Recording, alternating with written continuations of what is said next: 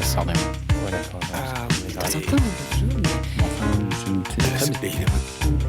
pourquoi pas?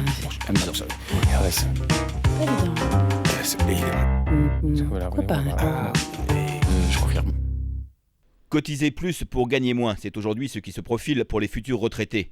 La réforme préparée par le gouvernement s'inspire des précédentes. Les réformes successives de 1993 et de 2003 ont conduit à la formation de nouvelles inégalités. On allonge la durée d'assurance, mais on obtient en même temps une baisse du niveau des pensions. 2008, c'est l'année où il va y avoir une nouvelle étape, où on va nous proposer un pas de plus en avant, toujours dans la même logique, en passant de 40 ans de cotisation à 41 ans de cotisation. Une logique qui ne tient pas compte de la réalité du travail.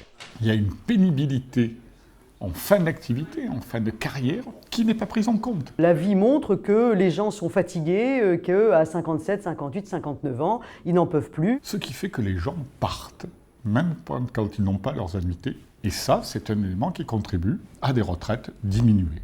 Cette politique pénalise encore plus fortement les femmes. Vous savez que les femmes ont souvent des carrières discontinues, sont obligées de s'arrêter pour élever leurs enfants. Elles seront obligées de travailler longtemps, beaucoup plus longtemps que les autres pour essayer d'éviter la décote. Et au final, elles auront quand même une toute petite pension. Le risque, c'est qu'il y a aujourd'hui une perte de confiance dans la capacité de financement du régime par répartition. Et qu'il va y avoir la tentation de solutions individuelles. Épargner, par exemple, mais beaucoup n'en ont pas les moyens.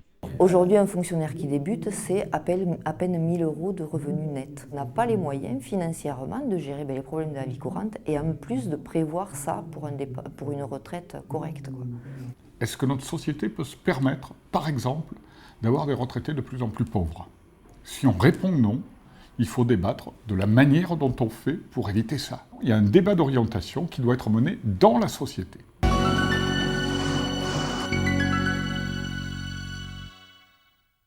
La sœur d'Emma. De temps en temps. Je confirme.